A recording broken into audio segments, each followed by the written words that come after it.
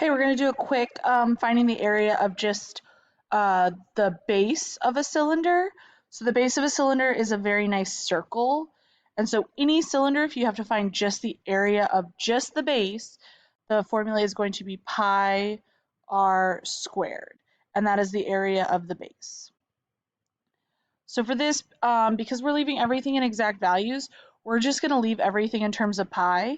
And the nice thing about a cylinder is if they give you the radius at the top, the radius at the bottom of your cylinder is the same. So like the radius at the top is also the radius at the base. So this is also a radius of 3. So we're going to do pi 3 squared. And so remember, 3 squared is not doing 3 times 2, it is 3 times itself. So 3 times 3 is 9, so you end up with just an area of 9 pi.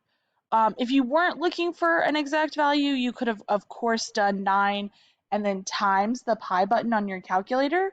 But if you want to leave it in exact terms, we're going to leave it in terms of pi. So 9 pi is our answer.